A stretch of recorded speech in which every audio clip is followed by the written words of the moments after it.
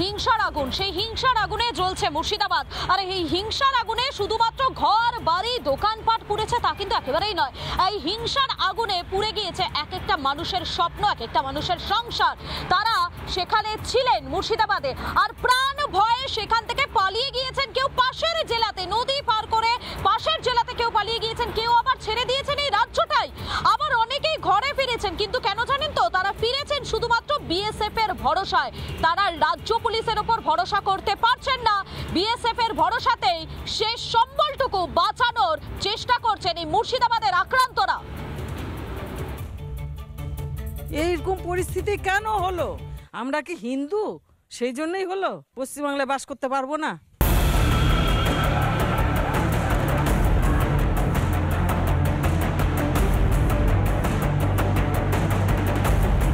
রাজ্যে হিংসা হলে মানুষ থানায় ছুটবে, এটাই তো স্বাভাবিক, তাই তো? কিন্তু মুর্শিদাবাদের রানীপুরের হিসেবটা উল্টো। পুলিশ নয়, মানুষ এখন প্রাণ বাঁচায় সীমান্ত রক্ষীর হাত ধরে। হিন্দু হওয়াটাই কি পাপ এ রাজ্যে?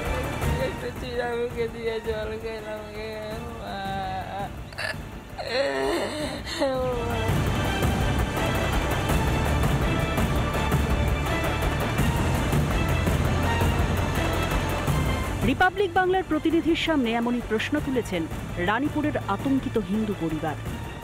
যেভাবে ওই তিনতলা উপর থেকে ঝাঁপ দিয়ে দিয়ে লোকের গায়ে পড়ে আমরা বেঁচে কথা বলছি, নাহলে মরেই গেছিলাম আমরা।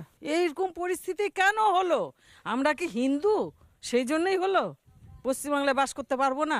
দাবিতে সরকারকে বলছি যে আমাদের জানি সুরক্ষা দেয়, আমরা জানি ভালোভাবে বাস করতে পারি, ছেলে মেয়েদেরকে ভালোভাবে উপযুক্ত করে মানুষ করতে পারি।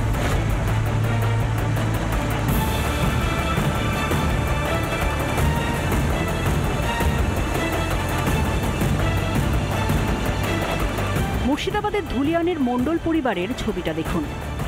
ঘরও নেই, চালও নেই, আছে শুধু চোখের জল আর বুক ভরা কান্না।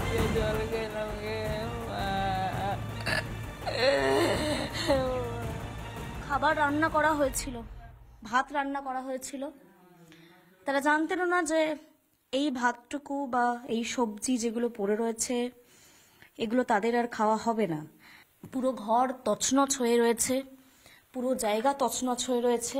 সোনা গয়না, ছাগল গরু গবাদি পশু যা সামনে পেয়েছে সব লুট করা হয়েছে। ঘরে অসুস্থ স্বামী, চিকিৎসা করানোর টাকাও নেই। কি করবেন, কি খাবেন জানা নেই। রিপাবলিক বাংলার প্রতিনিধির কাছে এক শিউরে ওঠা বর্ণনা দিয়েছেন আক্রান্ত এই পরিবার।